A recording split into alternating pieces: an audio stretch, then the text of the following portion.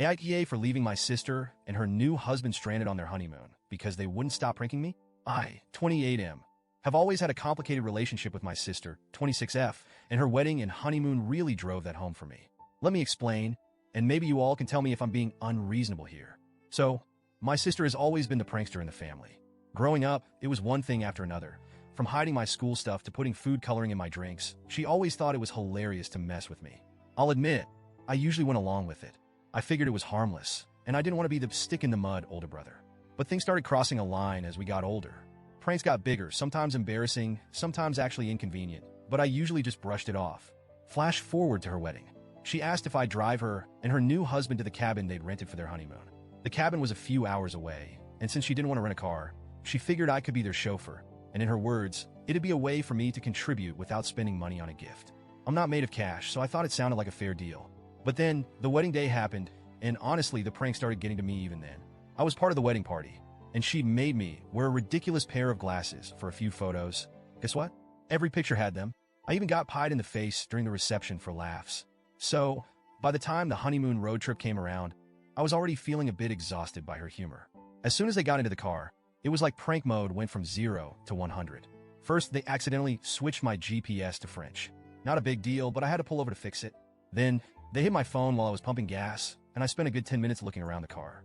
When I finally found it in the glove compartment, they were in the back seat, practically crying with laughter. "Come on, man. Can't you take a joke?" they kept saying. But it was a 3-hour drive, and I was getting frustrated, especially because it was just non-stop from there. The radio stunts were next, flipping to random static and bizarre stations. I'd change it back, and 2 minutes later, it was some creepy talk show or foreign music. "Just relax," they kept saying. "It's supposed to be funny." But it was hard to enjoy when I was constantly on edge, wondering what was coming next. When we finally made it to the cabin, I was more than ready to say goodbye. But they wouldn't let me leave right away.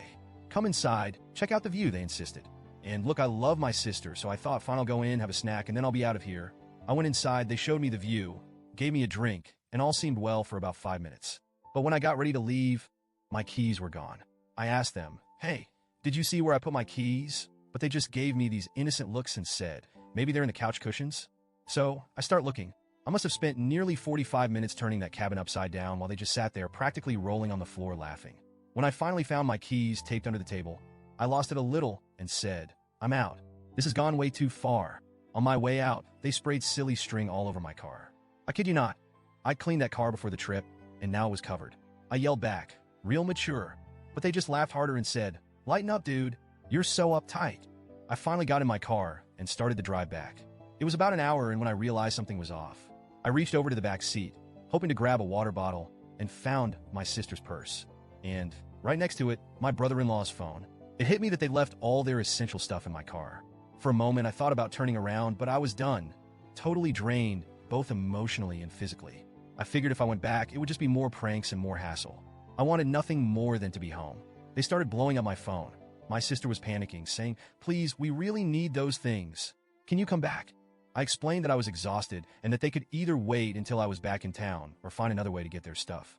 I offered to leave their things at a gas station along the route so a friend could pick them up, but they insisted I bring it back personally. At that point, I said, "Sorry, you'll just have to figure something out." They managed to get a friend to drive it to them the next day, and I didn't hear anything until later. Now, my sister's mad. She says I ruined the start of their honeymoon by being too sensitive and not being able to take a joke. She thinks I'm overreacting, that it was all in good fun, and that I made things worse by not bringing their things back immediately. But I can't help feeling like they took it way too far and that they could have respected my limits. So, AITA for leaving them stranded?